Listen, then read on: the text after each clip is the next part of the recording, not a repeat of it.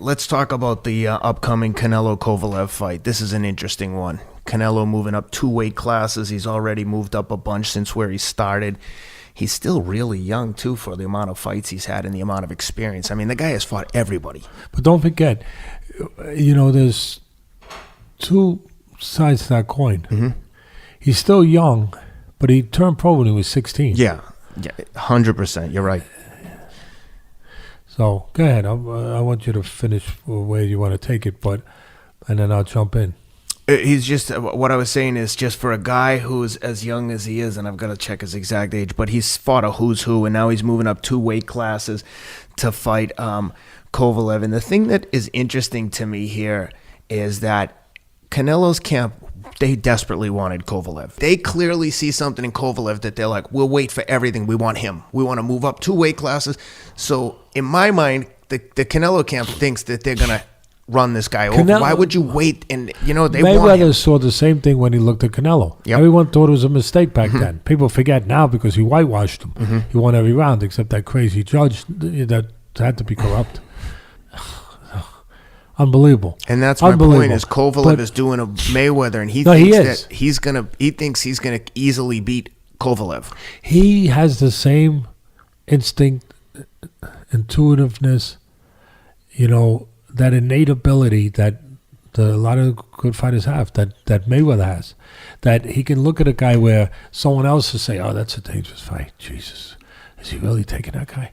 And it's not, because he sees, and that's, it doesn't mean he's right now, but Canelo sees that. That's right. Canelo is seeing that. So, where a lot of people are saying he's being brave, he's also being smart. Yeah. Because he believes in what he sees and what he knows he sees, or he thinks he knows he sees.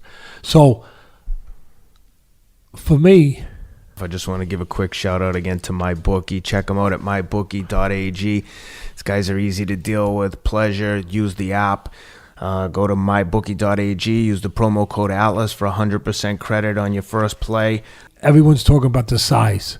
Here's where it breaks down in a more way that counts. Not just in a way that we think, oh, Jesus, wow, he's going into the land of the giants. Oh, my God, David against Goliath. Jeez, he better have a slingshot. He's going in there with such a big... First of all, yeah, he's a small guy moving up to the light heavyweight. But Kovalev is not, he's not Samson. He's not a big physical guy. He's more of a sophisticated guy, a finesse guy, where he boxes more. And he's got 1 foot out the door. He's deteriorating. For sure. Yeah. I mean, you don't need Teddy Atlas to tell you that. He's deteriorating a little bit. And he's got 1 foot out the door and maybe 1.5 foot out the door when you give him $12 million. I think the deal included 2 additional fights, win or lose. So it's $15 million, yeah, probably altogether, the package. I heard the same thing. So, yeah. So he's got 1 foot out the door, as far as physically deteriorating as a fighter a little bit, and maybe mentally a foot out the door, half a foot out the door, that his pension plan came in. Yep. So here's a guy who, in Kovalev, was this close to being gone in his last fight.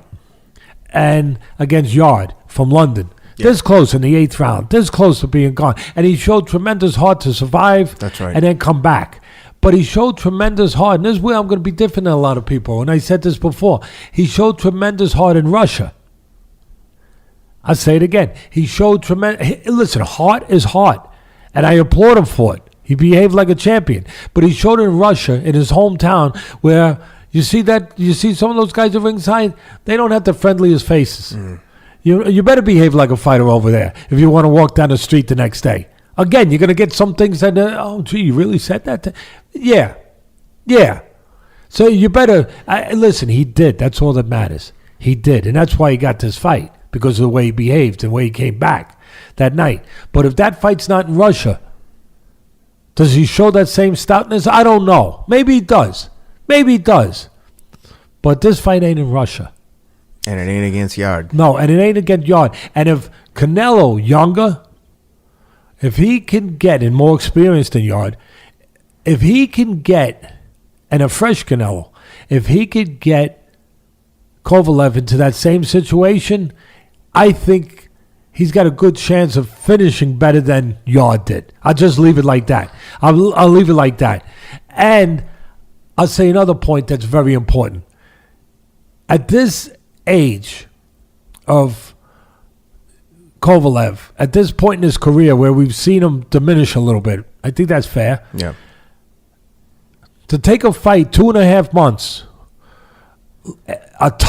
after a tough fight, 2.5 months after a really tough fight where he took a lot of punches late in the fight, and to jump back in there against a young, strong champion like this, you know what? It could be a lot of people say, hey, gee, he's still in shape. No. It can be the opposite. First of all, you have to take a rest before you go. So he couldn't take the full rest that he normally would take. So he's got to go back faster. And to come back that quickly, and that's pretty quick. I know in the old days they did it. But to come back that quickly in this kind of fight, after that kind of fight, that can be actually a thing that can work against Kovalev. One quick thing, they did it in the old days, but both guys were doing it. You're not going in. Canelo is like fresh. That's part of it. He's been sitting there waiting. You got to look at this now where you have a younger guy, a fresher guy, going in there with an older guy that's shown, some deterioration already. He's got his pension coming in with the $12 million.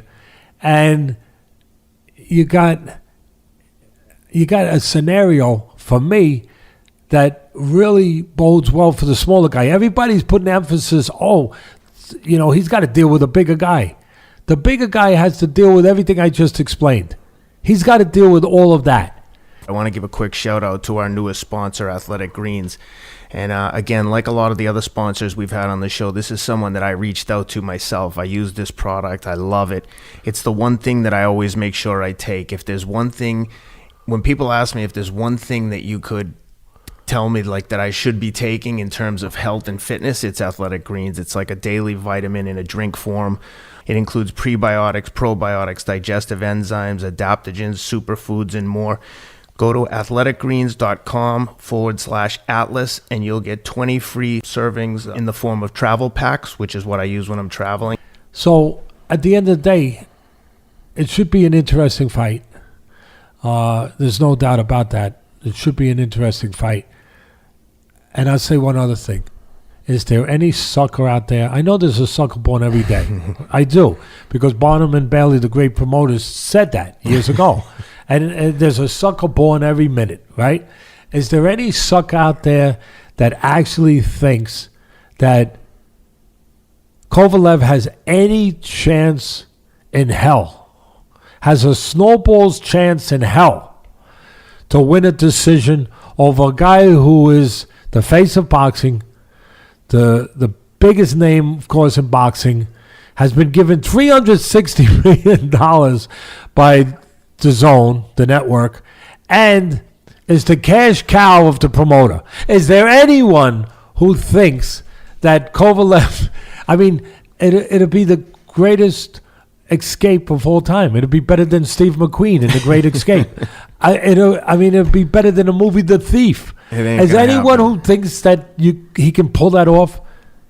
Really? That he can get out of there with it? I know you can knock him out and then you don't have to worry about it, except they might revive him and say, no. You slip. you hit him with the wrong part of the glove. We gotta do it again, but give him 20 minutes, to feel better. Yeah.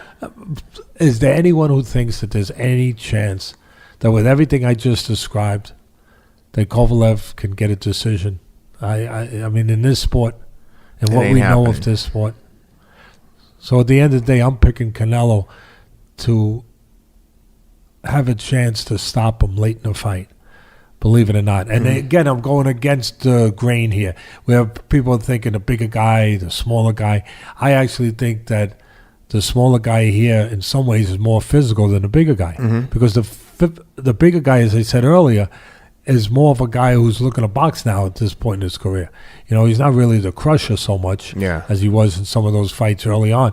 He's a guy who's looking to use his jab. He's got a good jab.